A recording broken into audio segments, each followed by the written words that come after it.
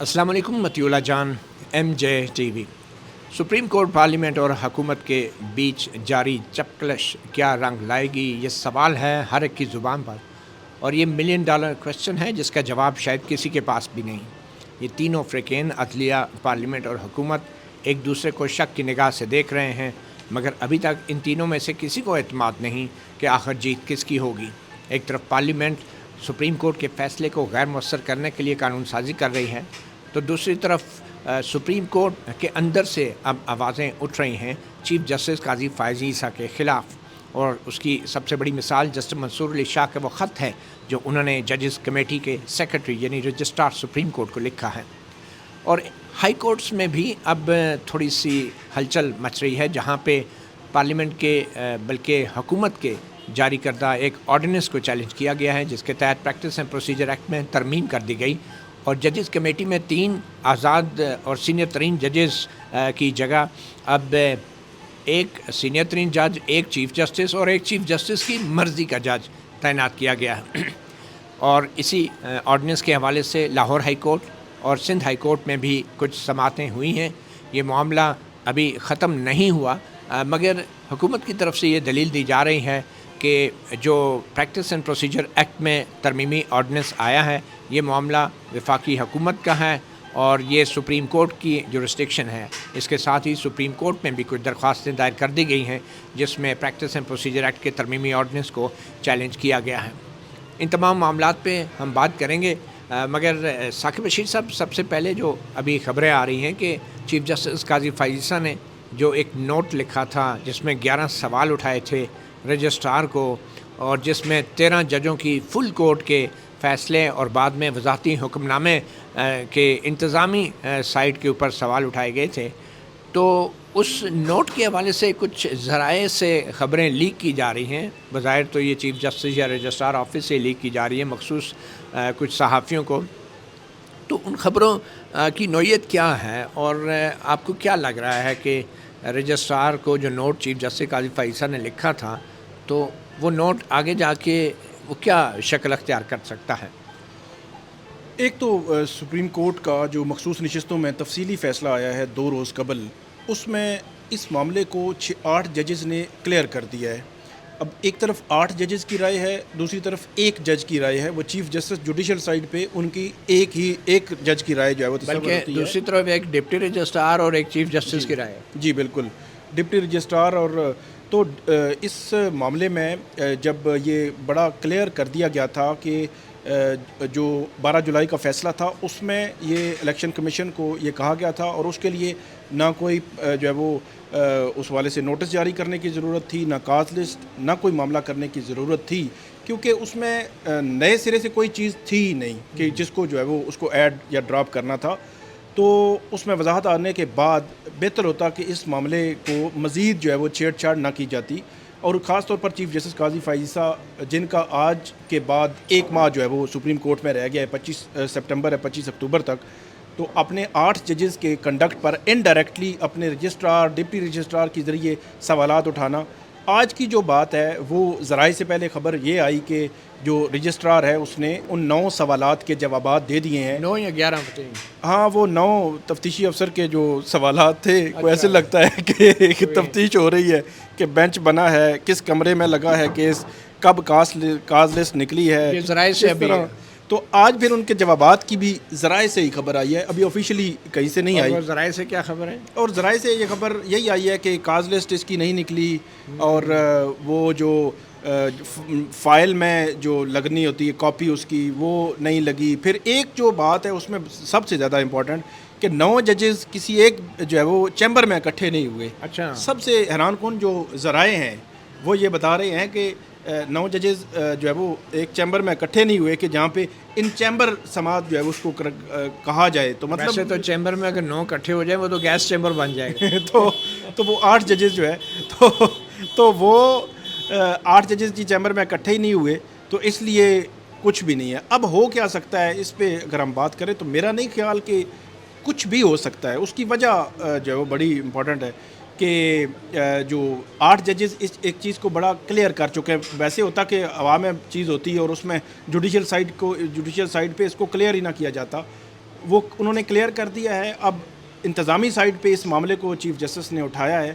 اگر اس طرح انتظامی سائڈ پہ میرے خیال میں چیزیں دیکھنا شروع کر دیں تو پھر وہ جو بلے کے نشان پہ جو برطانوی ہائی کمشنر کو جو وضاحت ایک جاری کروائی تھی سپریم کورٹ سے, تو پھر سب سے بڑا مس کنڈکٹ تو وہ بن جائے گا کہ ایک پینڈنگ میٹر جس میں نظر ثانی سپریم کورٹ میں پینڈنگ ہے, تو اس میں وضاحت جو ہے وہ ایک تھرڈ پرسن کو سپریم کورٹ جو دے رہی ہے, حالانکہ اس کا کوئی رواج ہی نہیں ہے کہ کوئی اگر کوئی بات کرتا ہے تو اس کو جو ہے وہ وزارت خارجہ نے ڈیل کرنا تھا, تو سپریم کورٹ ڈائریکٹ جو ہے وہ ان کو ڈیل کر رہی تھی. اچھا, مزے کی بات یہ ہے کہ یہ جو اب چیف جسٹس قاضی فائز عیسیٰ ہیں, یہ اب یہ پوچھ رہے ہیں وحید مراد صاحب کہ کون سا پٹیشن نمبر کیا تھا اور اس کا ڈائری نمبر کیا تھا اور اس پہ نوٹس نہیں جاری ہوئے اور ٹیک اپ کیسے ہو گیا اور پھر چیمبر میں آرڈر ہوئے یا باہر ہوئے. یہ وہ چیف جسٹس قاضی فائز عیسیٰ ہیں جو کہ کمرہ عدالت میں جب معمول کے کیسز سن کے اٹھ کے جا رہے تھے تو ایک صحافی کی درخواست کے اوپر انہوں نے پورے کا پورا سو موٹو لے لیا تھا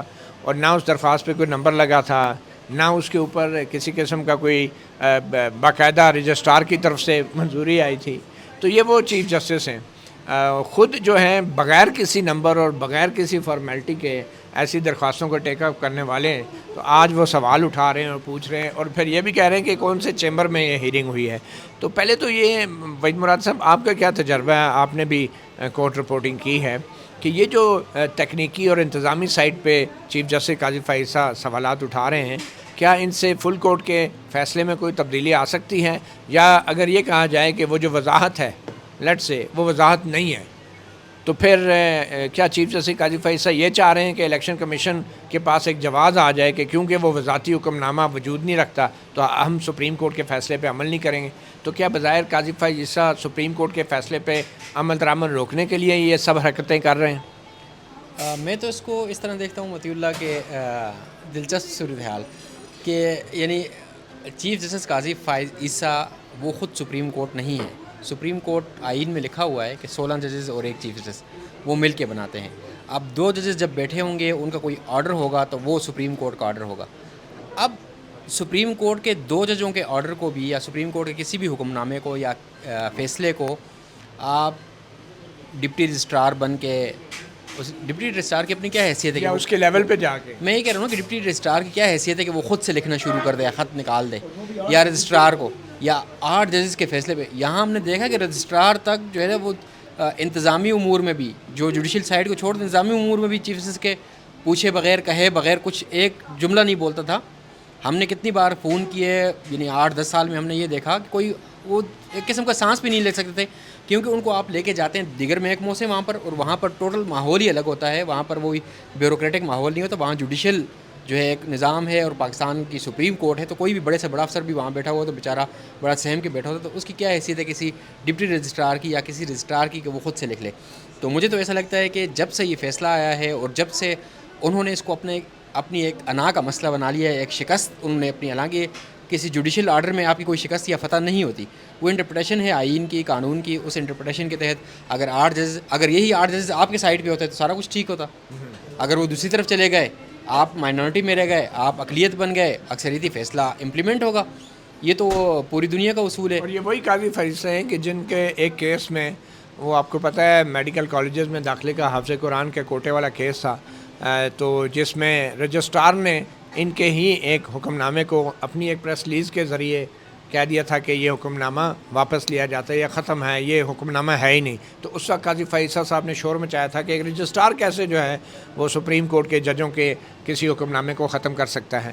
تو اب یہ انتظامی سائڈ پہ چیف جسٹس قاضی فائز عیسیٰ تو وہی حرکت کر رہے ہیں نا جو پہلے ان کے خلاف جب ہوئی تھی تو انہوں نے بہت احتجاج کیا تھا. اصولی طور پر تو جب سپریم کورٹ کے 13 رکنی بینچ میں سے 8 ججز کا فیصلہ آ گیا, آپ مائنورٹی میں چلے گئے, آپ اس کو اسی طرح تسلیم کریں جس طرح سپریم کورٹ کا 2 رکنی بینچ کا فیصلہ ہوتا ہے, جس طرح فل کورٹ کا فیصلہ ہوتا ہے. سپریم کورٹ ہے, وہ قاضی فائز عیسیٰ نہیں ہے, وہ آج ہیں کل نہیں ہوں گے, وہ جسٹس منصور علی شاہ نہیں ہے. سپریم کورٹ ہے, ملک کی سب سے بڑی عدالت ہے. وہ فیصلہ مجھے اچھا نہیں لگے گا یا میرے حق میں نہیں ہوگا، لیکن تسلیم تو کرنا پڑے گا، اس پہ عمل تو ہوگا. تو جب وہ آپ الیکشن کمیشن کو وہ 2 جج لکھ کے دے رہے ہیں جی کوئی بھی آپ غیر آئینی فیصلہ تسلیم نہ کرے، مطلب کہ 2 جج کہہ رہے ہیں کہ ان کا فیصلہ آئینی ہے، لیکن 8 جج جو کہہ رہے ہیں وہ غیر آئینی ہے. یہ بڑی دلچسپ صورتحال ہے کہ نہیں آپ اپنی ذات میں اپنے آپ کو پورے قانون اور آئین کو سمجھتے ہیں کہ آپ کی ذات میں اکٹھا ہو گیا، باقی کسی کو نہیں پتہ.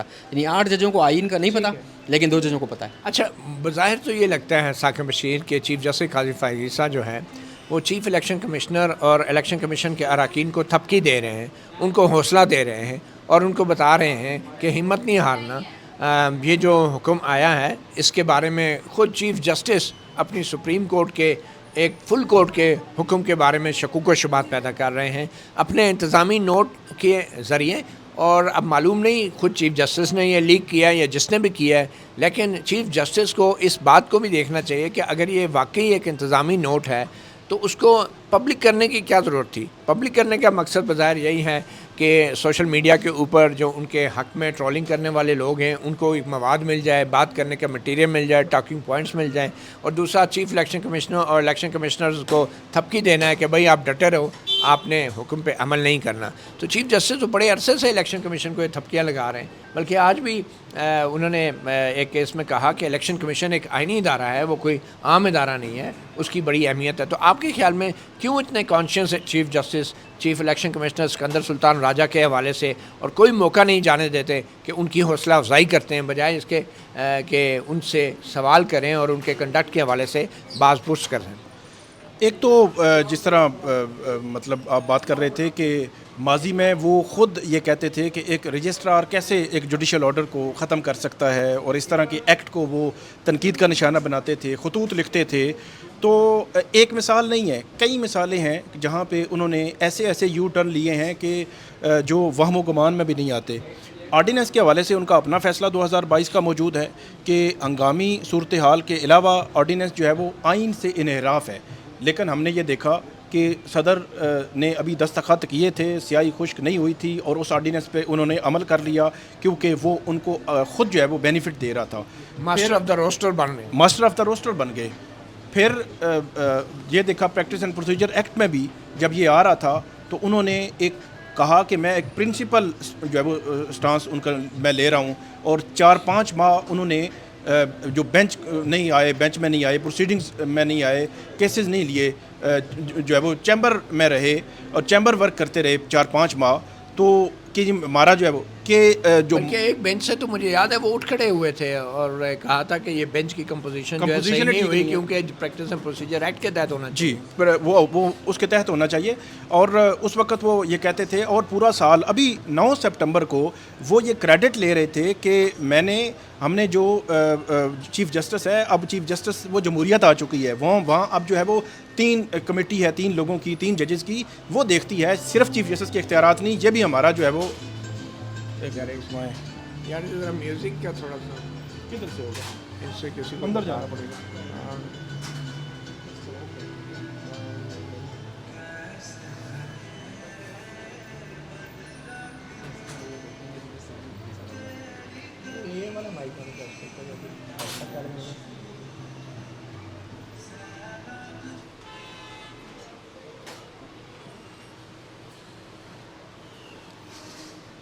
اچھا وہاں سے اسٹارٹ کر لیں. اچھا بند ہو گیا وہ، آپ نکال لیجیے گا کیونکہ وہ ٹھیک ہو جاتا ہے گڑبڑ.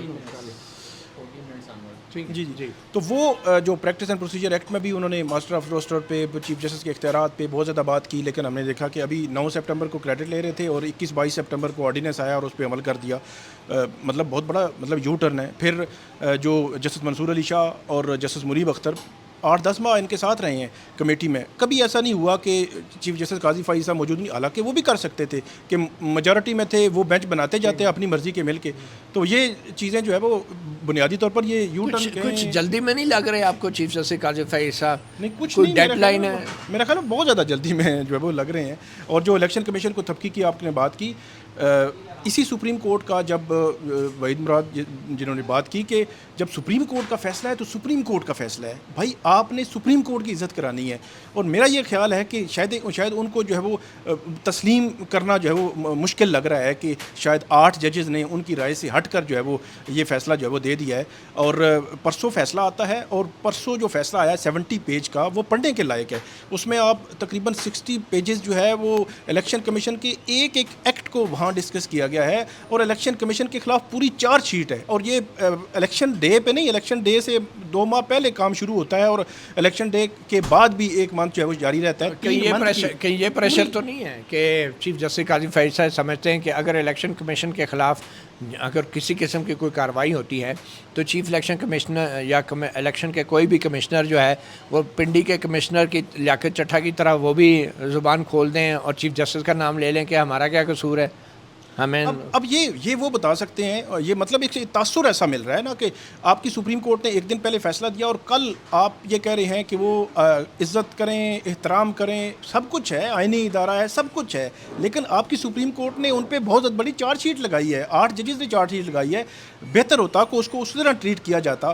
پھر جو فیصلے کی آپ بات کر رہے ہیں فارم 45 اور 47 والا, جو انہوں نے کہا ہے کہ جو بیلٹ پیپر اس ڈبے میں سے نکلیں گے وہی جب وہ کنسیڈر ہوں گے کہیں نہ کہیں, فارم 45 اور 47 کی کوئی جو ہے وقت نہیں رہتی, تو پھر تو معاملے ہی تو الٹ پلٹ ہو گیا نا. کہ جو پنجاب کے 3 حلقے ہم نے دیکھے وہاں تو 15,000 10,000 ووٹ ایسے تھے جو بعد میں مسترد ووٹ نکل آئے, اور وہ اس کے نکل آئے جو جیتا ہوا تھا.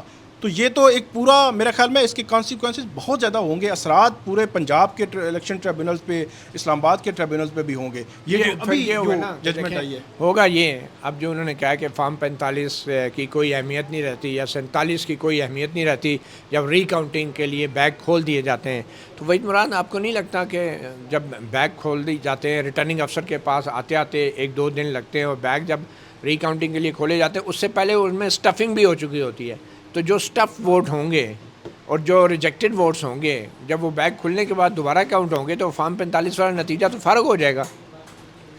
دیکھیں, جس ملک میں جب الیکشن ریزلٹ کمپائل ہو رہا ہے اس رات لوگوں کو فارم 45 نہیں دیے جاتے, یعنی جو وہاں پر پولنگ ایجنٹ ہے اس کے سامنے آپ نے سارے ووٹ گن کے آپ نے وہاں پر لکھ کے اور اس کے اوپر سائن سٹیمپ کر کے اس کو دینا ہوتا ہے, اور وہیں سے رپورٹر بھی اپنی خبر بنا رہا ہوتا ہے کہ اس پولنگ اسٹیشن میں اتنے ووٹ پڑ گئے. جب آپ نے اس رات وہ نہیں کیا, اس کے بعد جن کو دے دیے اگلے دن اس میں آگے 0 کا اضافہ کر دیا, اور کچھ ایسے ہیں جو ایسے ہیں کہ سارے ایک جیسے نمبرز پہ ختم ہوئے, ایسے فارم بھی ہیں جس طرح وہ تیمور جگڑا والے جو ہیں پشاور کے پولنگ اسٹیشن کے ہیں. تو اس کے بعد کیا کچھ نہیں ہو سکتا, یعنی اب درمیان میں 6 مہینے گزر گئے, 7 مہینے گزر گئے, اب کیا کچھ نہیں ہو سکتا. اس رات جب جو کچھ آپ نے کیا, جس طرح الیکشن کمیشن میں ہم انتظار کرتے رہے, اسلام آباد کے اپنے حلقوں کے رزلٹ کے ساتھ جو کچھ کیا گیا, تو یہ سارا جو ہے اب اس طرح کی اس کو تکنیکی چیزوں میں الجھانا یا ٹیکنیکلٹیز میں اس کو لے کے جانا کہ جی اب وہ ہونا تو یہ چاہیے نا کہ اگر آپ جمہوریت ہیں اور جمہوریت کو آپ مزید بہتر کرنا چاہتے ہیں یا اس کو صحیح اپنے روح کے ساتھ آپ امپلیمنٹ کرنا چاہتے ہیں اس معاشرے کے لیے, اس ملک کے لیے, اس سوسائٹی کے لیے, تو آپ کو تو بنیادی طور پر اسی وقت اتنا ٹرانسپیرنٹ ہونا چاہیے کہ سب کے سامنے آپ اوپن میڈیا کے سامنے کھولیں, بیلٹ باکس سب کے سامنے گنے, اور اس طرح کی میڈیا کا سامنا تو کرے نا. انڈیا کے چیف الیکشن کمشنر جو ہے وہ میڈیا کے سامنے آ کے پریس کانفرنس کرتا ہے. ہمارے چیف الیکشن کو اتنی کیا شرمندگی ہے کہ وہ میڈیا میں پریس کانفرنس نہیں کر سکتے, سوالات کے جواب نہیں دے سکتے اور منہ چھپاتے پھر رہے ہیں. ویسے تو جو حرکت انہوں نے جو کام کیا ہے ان کو منہ چھپانا ہی چاہیے, یہ بہتر ہے. جی, اس میں ایک چیز اور ایڈ کر دوں کہ اب فرض کریں کہ چیف جسٹس قاضی فائز صاحب نے وہ پیراگراف نمبر 8 میں جو ایک اپنی آبزرویشن دی ہے, جو اب فیوچر میں مختلف الیکشن ٹریبونلز میں بطور حوالہ جو ہے وہ استعمال ہوگی اور مس یوز بھی ہوگی. وہ تو میرا خیال ہے اسلام آباد کے 3 حلقوں کے آپ 100 جو فارم 45 ہے وہ 100 فارم 45 سیمپل کے طور پر وہ لے لیں, ان کو فرانسک کروا لیں. اگر وہ فرانسک ٹھیک نکل آئے اور جو ووٹ جو ہے وہ ڈبے میں ہے وہ کچھ اور بتا رہے ہوں, یہ جو ہے وہ 100 فارم 45 جو ہے وہ کچھ اور بتا رہے ہوں, تو جو پیراگراف نمبر 8 میں چیف جسٹس قاضی فائز عیسیٰ صاحب نے آبزرویشن دی ہے وہ کہاں جائے گی؟ تو اس کے مطابق تو جو بیلٹ باکس سے نکلیں گے، جو تھیلوں سے ووٹ نکلیں گے وہ صحیح ہیں، فارم 45 غلط ہوگا. فارم 45 غلط ہے. تو بہتر یہی ہوتا کہ مطلب پہلے بھی یہ چیز آئی تھی، بہتر ہوتا کہ جو معاملات الیکشن ٹریبیونل کے ہیں وہ الیکشن ٹریبیونل ہی دیکھتا. اس سے قبل بھی پنجاب کے 2 یا 3 حلقے ان کے پاس آئے، وہاں پہ بھی یہ بیسیکلی الیکشن ٹریبونل کے خلاف ہی اپیل تھی، بلوچستان کے الیکشن ٹریبونل کے خلاف، جس میں اب ایک آبزرویشن آئی ہے. بالکل بالکل یہ جو ہم جس کی بات کر رہے ہیں یہ بلوچستان کے الیکشن ٹریبیونل کے خلاف اپیل تھی. میں اس پیراگراف 8 کی بات کر رہا ہوں. بہتر ہوتا کہ وہ پیراگراف نہ لکھا جاتا. اس کیس کی حد تک جو فیکٹس تھے اس کو ذکر کر کے آگے بڑھ جاتے، کیونکہ اس کے اثرات ہوتے ہیں. کل آپ نے دیکھا کہ وہاں سپریم کورٹ میں جو پنجاب کے ٹریبونلز والا معاملہ تھا، وہاں سلمان اکرم راجہ یا یہ وکیل سارے متفق تھے کہ ٹھیک ہے، اب چیف الیکشن کمشنر اور chief justice Lahore high court نے جو مشاورت کر لی، کنسلٹیشن ہو گئی، آپ 4 ٹریبونل لگائیں ہائی کورٹ کے اور 4 پرائیویٹ ریٹائرڈ جج لگا دیں. لیکن آپ نے آبزرویشن نہیں دینی کہ ریٹائرڈ ججز کے حوالے سے، کیونکہ معاملہ سب جوڈیس ہے، پینڈنگ ہے، اور وہ قانون چیلنج ہوا ہے. تو یہی مسئلہ یہی ہوتا ہے کہ اس قسم کی آبزرویشن جو ہے آنی نہیں چاہیے. جو فیکٹس اس کیس کے تھے اس کو آگے جو ہے بڑھ جاتے. ایک اور میں کیس آپ کے سامنے ذکر کروں گا، وہاں پہ بھی یہی مسئلہ ہوا ہے کہ وہاں 2 یا 3 ری کاؤنٹنگ کے معاملات تھے. وہ میٹرز جو ہے چیف جسٹس نے ری کاؤنٹنگ کی جو اجازت دی یا ان کو جو ہے ان کی پٹیشن جو الاؤ کی لاہور ہائی کورٹ کے فیصلے کے خلاف، وہ بھی ٹھیک نہیں تھا. وہ ٹریبیونلز میں چیزیں جاننے چاہیے تھی. وہاں پہ بھی 10-10 15-15 ہزار ووٹ جو ہے وہ مسترد ہوئے تھے، اور لاہور ہائی کورٹ نے یہ کہا تھا کہ یہ ٹریبیونل دیکھے گا. چیف جسٹس نے وہ رستہ جب کھولا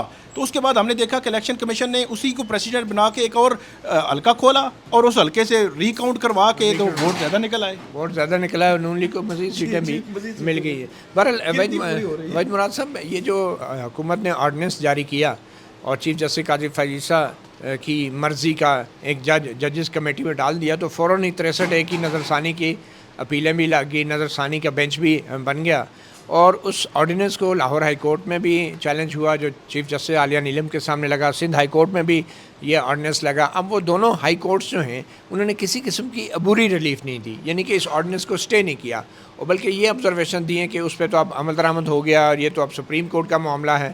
تو کیا یہ واقعی سپریم کورٹ کا معاملہ ہے، یا یہ ایک ریٹ جورسڈکشن کے اندر ہائی کورٹ نے جو قانون بنایا ہے اس کا جائزہ لینا ہے کہ یہ آئین کے برخلاف ہے یا نہیں ہے؟ بنیادی طور پر تو جب سپریم کورٹ کا معاملہ ہے تو ہائی کورٹس تو ویسے ہی انہوں نے جو ہے نا اپنے ہاتھ کھڑے کر دیتے ہیں کہ جی سپریم کورٹ کا معاملہ ہے. آپ کو یاد ہوگا کہ وہ پہلے ایک درخواست کسی نے ڈالی تھی سپریم کورٹ کے حوالے سے کہ ہمیں کوئی انفارمیشن چاہیے، تو ہائی کورٹ نے کیا کیا تھا اس کے بارے میں، وہ رجسٹرار تک جو ہے نا اس نے وہاں کیا موقف اختیار کیا تھا، کیسے ہوا تھا. تو اس معاملے میں ظاہری بات ہے پھر رجسٹرار کو بھی وہ نوٹس جائے گا. تو ابھی وہ یہی کر رہے ہیں کہ جی جو اس سے اصل جوس انہوں نے نکالنا ہے 25 سے پہلے، تو یہ ہائی کورٹ سے 25 اکتوبر سے پہلے جو ڈیٹ ہے چیف جسٹس کی ریٹائرمنٹ کی قاضی فائزہ کی، تو اس سے پہلے میرے خیال سے تو ہائی کورٹ سے ہی کریں گے کہ تھوڑی سی ڈیلے کر کے ویٹ اینڈ سی کریں گے. آپ کو لگتا ہے کہ ہائی کورٹ تھوڑا سا کنفیوز ہے کہ معاملہ جسٹس منصور علی شاہ کی طرف جا رہا ہے یا قاضی فائزہ کی طرف جا رہا ہے؟ تو ہائی کورٹ کے ججز بھی بڑے محتاط انداز سے چل رہے ہیں کہ اگر ہم نے جلد بازی میں کوئی فیصلہ کیا تو بعد میں کوئی بھی چیف جسٹس بن گیا تو پھر وہ حساب بے باک کرے گا.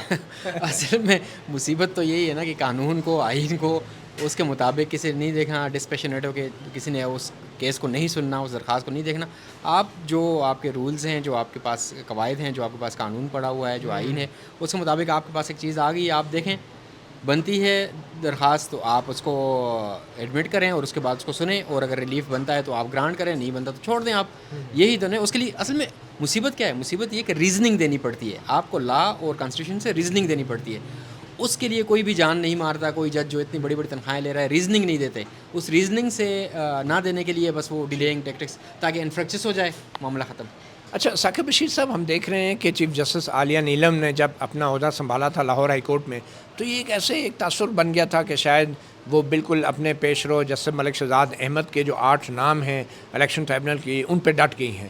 مگر اچانک ہم نے چند دن پہلے سپریم کورٹ میں الیکشن کمیشن کے وکیل نے انکشاف کیا کہ انہوں نے تو خود ہی 4 نام واپس لے لیے اور صرف 4 ججز کے نام، اور جو واپس لیے یہ وہ جج تھے جو بڑے انڈیپینڈنٹ جج تھے، اور ان کو ہٹا کے تو آپ کو لگتا ہے کہ چیف جسٹس عالیہ نیلم جو ہے وہ اب الٹے پاؤں جا رہی ہیں، اور جو ایک سٹینڈ انہوں نے لیا تھا اس سٹینڈ سے پیچھے ہٹ رہی ہیں؟ اور اس کی ایک وجہ یہ بھی ہے شاید کہ جو الیکشن کمیشن فیصلے پہ عمل نہیں کر رہا، اور چیف جسٹس قاضی فائزہ کی طرف سے جس قسم کے سوالات اٹھ رہے ہیں، تو ہائی کورٹ کے ججز بھی تھوڑے پریشان ہیں کہ معاملہ کس طرف جائے گا، تو اس لیے محتاط ہیں۔ اور خاص طور پہ آرڈیننس کے معاملے پہ بھی آج چیف جسٹس عالیہ نیلم کے بینچ نے جو ہے معاملہ 2 اکتوبر تک لے گئے ہیں، اور اس کے اوپر کوئی عبوری ریلیف نہیں دیا، حالانکہ ایسے قانون کو عام طور پہ اس پہ عمل درآمد روکا بھی جا سکتا ہے ہائی کورٹ کی طرف سے۔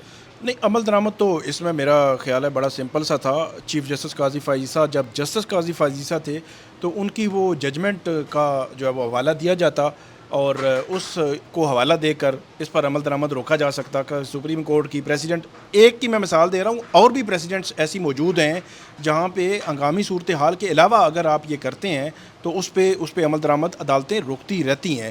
تو دوسری طرف جو آپ نے بات کی chief justice Lahore high court کی، وہ ویسے بڑا ہی انفارچونیٹ معاملہ ہے کہ 4 ججز جن کو جو ہے وہ لسٹ سے نکالا گیا ہے، اب کیوں لسٹ سے نکالا گیا ہے، کن وجوہات کی بنیاد پر نکالا گیا ہے، کیوں ٹریبیونلز سے الگ کیا گیا ہے، اس کی کوئی وجہ نہیں ہے، نہ الیکشن کمیشن نے بتائی، نہ جو ادھر سے کوئی آئی کہ کیا وجہ ہے۔ تو یہ بھی ایک پہلی بات تو یہ ہے کہ اگر آپ نے کرنا ہی تھا تو جوڈیشری کہتی کہ ریٹائرڈ جج لگائیں، جو مرضی کریں، لیکن جب ایک جج کو لگا دیا گیا اس کو واپس نہیں لینا چاہیے تھا۔ پھر ملک شہزاد احمد خان، پھر الیکشن کمیشن کا کنڈکٹ جو ہے اس حوالے سے بھی کل اس پہ بہت طویل بات ہوئی کہ 26 یا 22 فروری کو ایک نوٹیفیکیشن ہو گیا 2 ٹریبیونلز کا، اور اس کے بعد اپریل تک خاموشی رہی، حالانکہ الیکشن کمیشن کو بھی پتا تھا کہ 180 دن میں کوئی بھی الیکشن پٹیشن اس کا فیصلہ ہونا ضروری ہے الیکشن ایکٹ کے مطابق، لیکن الیکشن کمیشن خاموش رہا۔ سلمان اکرم راجہ گئے لاہور ہائی کورٹ اس معاملے کو پٹیشن میں 199 آرٹیکل 199 میں لے کر گئے، اور ان کو کہا کہ الیکشن کمیشن کو کہیں، الیکشن کمیشن کو کہا 7 دن میں کریں، اور الیکشن کمیشن نے پھر بھی نہیں کیا، اور اس کے بعد جو ہے وہ انہوں نے نوٹیفیکیشن کر دیا، جو نوٹیفیکیشن سپریم کورٹ میں کل بحث بہت زیادہ ہوئی کہ وہ نوٹیفیکیشن لاہور ہائی کورٹ نہیں کر سکتی تھی، لیکن اس کے باوجود بھی میرا یہ خیال ہے کہ chief justice Lahore high court نے جو نام واپس لیے ہیں اس کی بڑی وجہ میں سپریم کورٹ یا چیف جسٹس قاضی فائزہ جس طرح کورٹ جو ہے وہ الیکشن کمیشن کے حوالے سے کنڈکٹ کروا رہے ہیں، ریسنٹ پاسٹ میں ہم نے دیکھا کہ خاص طور پر ہائی کورٹس کے ججز کے حوالے سے انہوں نے لکھا کہ وہ جو آبزرویشنز دیتے ہیں الیکشن کمیشن کے حوالے سے، وہ ایک آئینی ادارہ ہے، انڈیپینڈنٹ ہے، اس کو اس طرح جو ہے وہ ٹریٹ نہیں کیا جانا چاہیے۔ تو اس کے بعد میرے خیال میں زیادہ محتاط ہونا شروع ہو گئے ہیں جو ہائی کورٹس ہیں۔ اسی طرح سندھ ہائی کورٹ ہے، وہاں 2 ججز تھے، انہوں نے بھی کل کیس جو ہے وہ فیصلہ محفوظ کیا، اور آج پھر انہوں نے کہا جی مزید مینٹینیبلٹی پہ آپ جو ہے وہ ہمیں اسسٹنس کریں، اور ایڈیشنل اٹارنی جنرل کو بھی بلایا۔ مطلب 2 ہائی کورٹس میں معاملہ تھا، اور ایسا نہیں ہے کہ وہ کوئی مطلب اس میں کچھ آگے بڑھ نہیں سکتی تھی، بڑھ سکتی تھی، قانون اور آئین میں سب کچھ جواز بھی موجود تھے، لیکن صرف اس وجہ سے نہیں گئے کیونکہ سپریم کورٹ کا معاملہ ہے، اور سپریم کورٹ جو ہے وہ اس میں سپریم کورٹ کے انٹرنل ایشوز جو ہے وہ انوالو ہیں۔ لیکن اب دیکھنا یہ ہے کہ سپریم کورٹ میں جو فریہ ادریس اور افرا سیاب خٹک صاحب کی جو پٹیشن ابھی فائل ہوئی ہے اس آرڈیننس، اس آئینی ترمیمی آرڈیننس کے خلاف، کیا سپریم کورٹ اس کو ٹیک اپ کرے گی؟ یہ بڑا اہم سوال ہے۔ اب سپریم کورٹ نہیں، کیا چیف جسٹس قاضی فائزہ اسے ٹیک اپ ہونے دیں گے یا نہیں؟ جی، کیونکہ اب تو ججز کمیٹی میں چیف جسٹس قاضی فائزہ ہیں یا ان کے ہم خیال جو ہیں جسٹس امین الدین خان ہیں، ان دونوں نے فیصلہ کرنا ہے۔ منصور علی شاہ تو پہلے ہی اس ججز کمیٹی میں اب نہیں بیٹھ رہے۔ اسی حوالے سے جو 30 ستمبر کو ایک کیس لگا ہوا ہے وحید مراد صاحب، یہ 63A، آپ کو یاد ہوگا امت بندیال صاحب کے بینچ نے کہا تھا کہ جو کسی بھی پارلیمانی جماعت کے جو منحرف اراکین ہیں ان کا ووٹ شمار نہیں ہوگا کسی آئینی ترمیم میں یا کسی دوسرے ووٹ میں، اور اس کے خلاف ایک نظر ثانی دائر ہوئی تھی، جو نظر ثانی اب قاضی فائزہ لگانے میں پیش ہیں، اور انہوں نے وہ لگا بھی دیا 30 ستمبر کو۔ اور مقصد یہی ہے کہ وہ فیصلہ اگر ختم ہوتا ہے تو پی ٹی آئی کے لوگوں کو توڑ کر جو ہے وہ آئینی ترمیم کے لیے بھی ووٹ لیا جا سکتا ہے، اور اس میں زیادہ سے زیادہ یہ ہوگا کہ پھر وہ پرانے آئینی شک کی طرح وہ صرف نااہل ہوں گے اور ان کا ووٹ بھی شمار ہوگا۔ تو آپ کے خیال میں 30 ستمبر کو کیا ہوگا؟ کیا جسٹس منیب بینچ پہ بیٹھیں گے یا یہ معاملہ مزید گمبھیر بھی ہو سکتا ہے؟ میرے خیال سے جس طرح وہ کہتے ہیں انگریزی میں ہیل بینٹ، وہ جس طریقے سے انہوں نے تمام تر جو ہے نا وہ چیزیں بالائے طاق رکھ کے 25 سے پہلے سارا کچھ ہی حکومت، اسٹیبلشمنٹ، سپریم کورٹ یہ طے کرنے پہ تلی ہوئی ہے، تو مجھے یہ لگ رہا ہے کہ جس طرح جسٹس منصور علی شاہ کمیٹی میں نہیں بیٹھے اور اس کے باوجود یہ بینچ بن گیا، اور یہ یعنی موجودہ حالیہ نئے چیف جسٹس کی تاریخ کا پہلا، ہم جس کو کہتے ہیں اوپنلی ایک ہم خیال بینچ ہے. تو اب وہ ہم خیال بینچ اگر وہ نہیں بیٹھیں گے تو اگلے دن نیا بینچ بن جائے گا، شاید 4-1 سے یا 4 کا بینچ رہ جائے گا اگر وہ اٹھ جاتے ہیں یا نہیں بیٹھتے. منیب اختر اس کیس میں، کیونکہ انہوں نے فیصلہ، ہاں وہ اس وقت جو فیصلہ دیا تھا اس وقت بھی ہم نے کہا تھا کہ یہ آئین کو ری رائٹ کیا گیا ہے، غلط لکھا گیا ہے. کیونکہ ایک چیز اوپنلی کانسٹیٹیوشن کے ٹیکسٹ میں لکھی ہوئی ہے کہ جب اس پہ عمل اس وقت ہوگا کہ اس بندے کا شمار ہوگا. جب ووٹ ہی نہیں شمار ہو رہا تو پھر اس کی سزا کیسے دینے کی. لیکن انہوں نے آئین کو ری رائٹ کیا تھا اس وقت جس مرتبہ بلدیال کے بینچ نے. اب یہ فیصلہ واپس ہونا ہی ہونا ہے. یہ ہر شخص یہ کہے گا کہ آئین کو ری رائٹ جو کیا کہ اس کو فیصلے کو واپس ہونا ہے. لیکن جس طریقے سے اس بینچ کو کنسٹیٹیوٹ کیا گیا ہے یہ خود ہی انہوں نے اپنے آپ کو متنازع بنا دیا ہے. اس کے بعد جو فیصلہ آئے گا وہ بھی سب کو پتہ ہے، لیکن کوشش یہی ہوگی کہ یہ اگلے 10-15 دن میں فیصلہ آ جائے. بعد 63A کے ساتھ تو واضح طور پہ چیف جسٹس قاضی فائز کا مفاد جڑا ہے اور بڑا سیریس کانفلکٹ آف انٹرسٹ ہے. کیونکہ اگر 63A کا سپریم کورٹ کا فیصلہ ختم ہوتا ہے تو پی ٹی آئی کے بندوں کو توڑ کر حکمران اتحاد جو ہے اپنی آئینی ترمیم کے لیے 2 تہائی اکثریت پوری کر سکتا ہے، جس کے بعد چیف جسٹس قاضی فائز کی نوکری بھی پکی ہو جائے گی اور وہ 68 سال کی عمر تک اس بات کا امکان ہے کہ آئینی ترمیم میں جو وفاقی آئینی عدالت تجویز کی گئی ہے وہ تشکیل پا جائے گی. اور چیف جسٹس قاضی فائز بھی بطور سربراہ آئینی عدالت، یہ جیسے کہ اسپیکولیٹ کیا جا رہا ہے، ان کا نام فلوٹ ہو رہا ہے، وہ کریں گے. تو چیف جسٹس قاضی فائز کو یہ سب کچھ نظر نہیں آ رہا؟ کیا یہ کانفلکٹ آف انٹرسٹ نہیں ہے؟ اور کیا ان کو خود ہر بینچ میں اپنے آپ کو ٹھونسنا چاہیے ایک ایسی سچویشن کے اندر؟ نہیں، بالکل کنفلکٹ آف انٹرسٹ ہے اور بہت بڑا کنفلکٹ آف انٹرسٹ ہے. انہوں نے یقینی طور پر جو ہے وہ بطور جج پہلے جو ہے وہ بلوچستان ہائی کورٹ کے چیف جسٹس رہے، پھر سپریم کورٹ میں بطور جج، اب سپریم کورٹ کے چیف جسٹس ہیں اور آخری ماہ ان کا چل رہا ہے. 30 دن رہ گئے ہیں اور 30 سپٹمبر کو تو 25 دن رہ جائیں گے. تو اپنی ریٹائرمنٹ سے 25 دن پہلے ایک متنازع معاملے میں، متنازع مین اس لحاظ سے کہ ان کا کنفلکٹ آف انٹرسٹ ہے. میرا خیال یہ ہے کہ چیف جسٹس قاضی فائز عیسیٰ کو تو کم سے کم اس بینچ میں نہیں بیٹھنا چاہیے. پہلے ہی وہ جب کمیٹی یہ دیکھ رہی تھی تو کمیٹی کس لیے ہوتی ہے؟ کمیٹی مختلف اینگلز کو دیکھنے کے لیے ہوتی ہے. کوئی ضروری نہیں کہ اس میں ہم خیال کے 18ویں نمبر والا بندہ بھی اس میں بٹھا لیں، جو 12ویں نمبر والا وہ بھی بٹھا لیں. یہ نہیں ہے. یہ اینگل بھی آپ نے دیکھنا ہوتا ہے کہ کسی جج کا کوئی کنفلکٹ آف انٹرسٹ تو نہیں ہے. تو اس لیے اس معاملے میں بڑا کلیئر کنفلکٹ آف انٹرسٹ ہے چیف جسٹس قاضی فائز صاحب. ان کو اس بینچ میں بالکل نہیں بیٹھنا چاہیے. اور یہ بھی ایک پاسبلٹی ہے کہ اگر وہ بینچ میں بیٹھ بھی گئے تو ان پہ اعتراض بھی ہو سکتا ہے. لیکن ایک اور بات بھی ہے، آج کل کوئی بھی ریکیوزل کی اپلیکیشن آتی ہے تو وہ تو لفٹ ہی نہیں کراتے. مطلب ریکیوزل تو دھمکیاں لگاتے ہیں توہین عدالت کی، لائسنس منسوخ کرنے کی. آج حامد خان صاحب نے بتایا کہ ایڈوکیٹ آن ریکارڈ جو ایک الگ سے ان کا دفتر ہے اور 30-40 AOR جو ہوتے ہیں وہ سب کے سب جو ہیں انہوں نے انکار کر دیا کہ جب قاضی فائز صاحب پہ اعتراض کی درخواست ڈالنے کے لیے AOR کی خدمات حاصل کرنے کی کوشش کی گئی. اور انہوں نے یہ کہا کہ رجسٹرار نے باقاعدہ بلا کے زبانی طور پہ یہ دھمکی لگائی ہے کہ کوئی بھی AOR جو ہے وہ چیف جسٹس قاضی فائز صاحب کے اوپر اعتراض کے حوالے سے اگر کوئی درخواست دائر کرے گا تو اس کا لائسنس بھی منسوخ ہوگا، درخواست بھی وصول نہیں کی جائے گی. تو یہ ایک قسم کا ان ریٹن قسم کا نیا رول ہے جو کہ بڑا کلیئر حکم نامہ ہے اور یہ بلیک میلنگ ہے جو AOR کے ساتھ کی جا رہی ہے.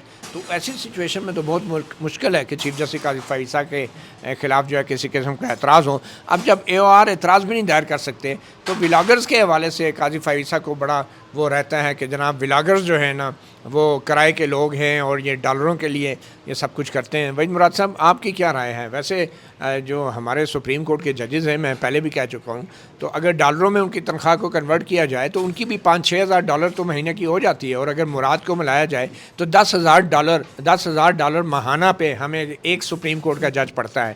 تو آپ کیا کہتے ہیں، یہ ججز ڈالر کے لیے کام نہیں کرتے یا یہ روپوں کے لیے کام کرتے ہیں؟ کام تو سارے لوگ جو ہے نا وہ پیسوں کے لیے کرتے ہیں. گھر چلانا ہوتا ہے. کچھ لوگوں نے بڑے گھر چلانے ہوتے ہیں اور اب تو آج تو سپریم بڑے گھر سے کیا مراد؟ آج تو سپریم کورٹ کا میں نے یوٹیوب چینل دیکھا تو وہ بھی مونیٹائزڈ ہو گیا ہے، اس پہ بھی اشتہار چل رہے ہیں. تو اب تو ہمیں یہی بتانا چاہیے کہ ان کو کتنے ڈالر ملنا شروع ہوئے ہیں. اب تو قاضی فائز صاحب کو بھی حساب دینا ہوگا کہ ان اشتہاروں سے کتنے پیسے آئے سپریم کورٹ کو. اور یہ جو سپریم کورٹ جو ہے جو پیسے کما رہی ہے یہ یہ ڈیم فنڈ میں تو نہیں جا رہے ہیں, پہلے بھی دیکھنا ہوگا کہ وہ ہوا بھی ہے یا نہیں ہے مونیٹائز. وہ اشتہار تو بعض اوقات چل جاتے ہیں لیکن سم ٹائم وہ بغیر مونیٹائزیشن کے بھی یوٹیوب جو ہے وہ چلا دیتا ہے. یہ دیکھنا ہے کہ وہ بھی ہوا بھی ہے یا نہیں ہے. چلیں بہرحال جی, آپ دونوں کا, وحید مراد اور ثاقب بشیر, بہت شکریہ. آئندہ چند دن کل جب کیس چل رہا تھا تو جسٹس جمال خان مندوخیل نے سارا ملبہ جو ہے وہ میڈیا پہ ڈال دیا کل, اور انہوں نے کہا کہ حامد خان صاحب نے جو ایڈجرمنٹ تھی, جنرل ایڈجرمنٹ پہ تھے, بیرون ملک تھے, تو اس وجہ سے 21 اگست کو یہ پنجاب ٹریبونل والا کیس نہیں ہوا تھا, اور آپ نے سارا میڈیا چلتا رہا کہ آپ نے اس پہ ڈال دیا ہے کہ یہ جو جمال خان مندوخیل ہیں ان کی وجہ سے کیس جو ہے وہ ملتوی ہوا ہے. تو آج ہمارے دوست ہیں عادل سرفراز صاحب, انہوں نے سپریم کورٹ کی ویب سائٹ سے جا کر وہ نوٹس نکالا ہے, جس نوٹس میں یہ لکھا ہوا ہے کہ جسٹس جمال خان مندوخیل ان کی وجہ سے 21 اگست کے کیس کی سماعت نہیں ہو رہی. تو اس لیے میرا خیال میں ججز کو بھی تھوڑا سا نا وہ مطلب اپنے گریبان میں جھانکنا چاہیے. کوئی اور تو اعتراض کر نہیں سکتا, تو خود ہی اپنے گریبان میں جھانک لیا کریں, کسی کو اعتراض کرنے کی ضرورت نہیں ہے. مطیع اللہ جان, MJ TV سے اتنے, اجازت دیجیے, اللہ حافظ.